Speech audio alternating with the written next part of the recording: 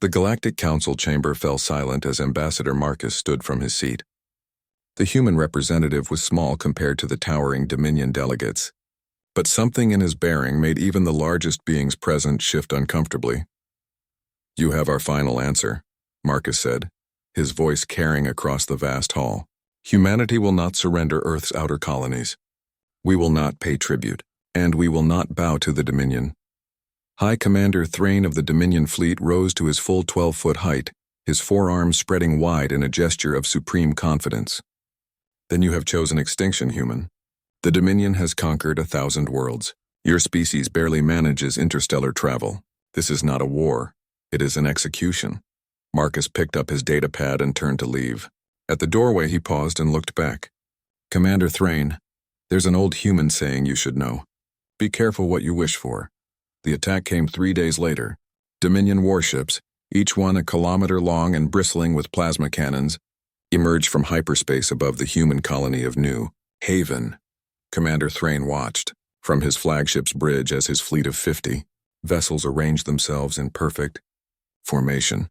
"Begin the bombardment," he ordered. "Leave nothing standing." The first volley of plasma fire streaked toward the planet's surface. Then something unexpected happened. The shots never reached their targets. Instead, they struck an invisible barrier that shimmered briefly before absorbing the energy completely. "Shields?" Thrain's second-in-command asked, confused. "Our intelligence showed no planetary shield technology." Before Thrain could respond, space around his fleet began to ripple. One by one, human vessels emerged from what appeared to be empty vacuum. Not the bulky, primitive ships the Dominion expected, but sleek, angular craft that seemed to bend light around them. Admiral James Wilson stood on the bridge of the UNS Retribution, watching the Dominion fleet scramble to respond. "All ships, this is Wilson. They wanted war. Let's show them what that means. Engage at will." The human ships moved with impossible speed, accelerating and changing direction in ways that defied conventional physics. Where Dominion vessels relied on massive shields and overwhelming firepower, the humans had taken a different approach. Their ships phased in and out of normal space, appearing just long enough to fire before vanishing again. Thrain watched in growing alarm as one of his destroyers suddenly went dark. No explosion, no visible damage, the ship simply stopped functioning, drifting helplessly as its crew suffocated in the darkness. "What weapon is this?" he demanded. His science officer's face had gone pale. "They're using some kind of dimensional weaponry, Commander. They're not destroying our ships. They're shifting portions of them into parallel dimensions. The affected sections simply cease to exist in our reality." Another Dominion vessel tried to retreat, only to find itself trapped in a localized gravitational anomaly. The human ships had deployed devices that created micro-black holes, not large enough to consume a ship entirely, but sufficient to hold it in place while human boarding parties cut through the hull. The boarding actions revealed another terrifying truth about humanity.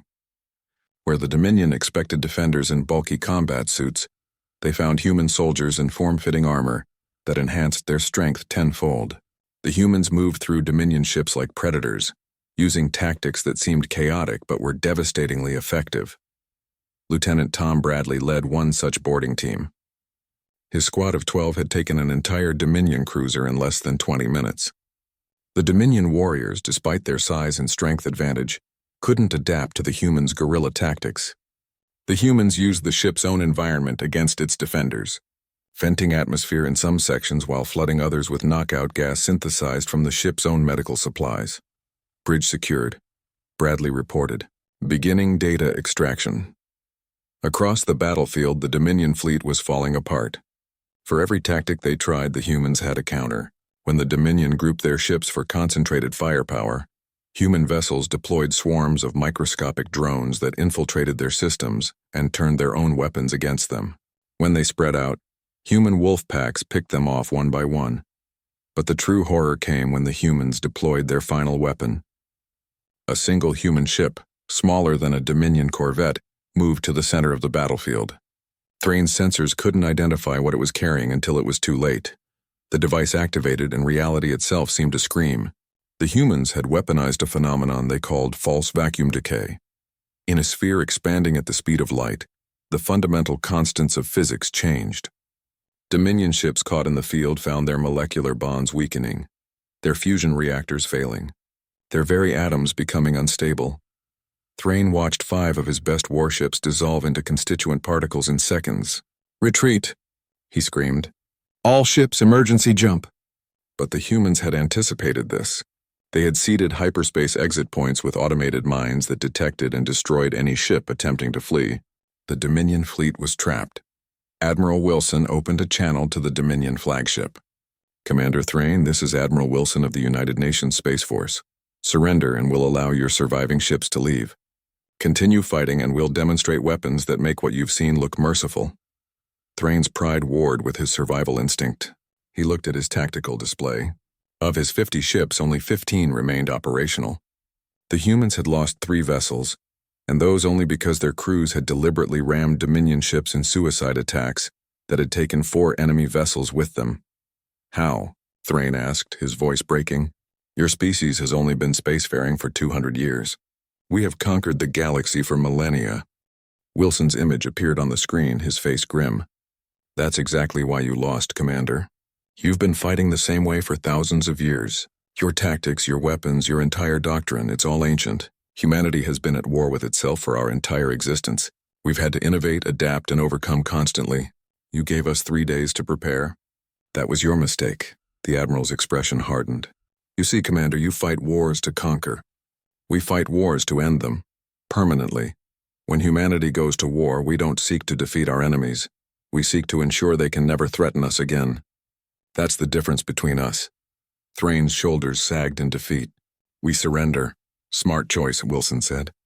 "You'll be escorted to the edge of human space. Tell the Galactic Council what happened here. Tell them that humanity wants peace, but we're prepared for war. And Commander, tell them about our restraint. What you faced today was our rapid response fleet. Our main battle fleet is 10 times larger, and the weapons they carry make ours look like toys." As the surviving Dominion ships limped away under human escort, Thrain couldn't shake the feeling that the galaxy had fundamentally changed. The humans hadn't just won a battle, they had shattered the established order. Back on Earth, the victory was met not with celebration, but with grim determination.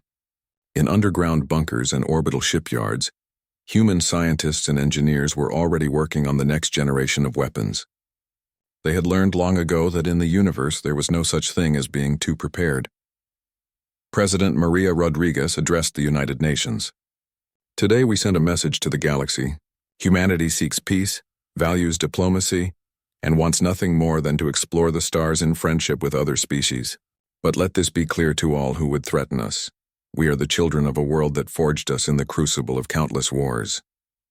We have turned conflict into a science, warfare into an art. Come to us in peace and find friends unlike any other. Come to us in war, and discover why we are the only species in our solar system that survived to reach the stars." The Galactic Council convened an emergency session when Commander Thrain delivered his report. The ancient body, which had overseen the galaxy's affairs for eons, found itself facing a new reality. The humans weren't just another spacefaring species to be conquered or controlled. They were something else entirely, a species that had weaponized innovation itself. The Council voted unanimously to recognize Earth's sovereignty and establish formal diplomatic relations. Not out of respect or friendship, but out of fear. They had seen what 3 days of human preparation could accomplish. None wanted to discover what humanity could do with real time to plan. In the aftermath, as humanity took its place among the galactic powers, a new saying spread through the spacefaring civilizations. The universe has many dangers: black holes that devour light, supernovas that sterilize entire systems, and civilizations that span thousands of worlds. But the most dangerous thing in the known galaxy is a human who says, "Fine, have it your way." Marcus returned to the Galactic Council as humanity's permanent ambassador. When he took his seat, every other delegate noticed the small pin on his collar, a simple Earth design showing an olive branch in one hand and arrows in the other. The message was clear. Peace was always the preference, but humanity would never again be caught unprepared. The galaxy had demanded war from humanity. They had received their answer, delivered without mercy but with surgical precision. And in that response, every civilization learned a fundamental truth. Humans might be newcomers to the galactic stage, But they had graduated from a school of warfare that made the rest of the galaxy's conflicts look like playground disputes. The age of human expansion had begun, not through conquest but through the simple, terrifying fact that no one dared stand in their way.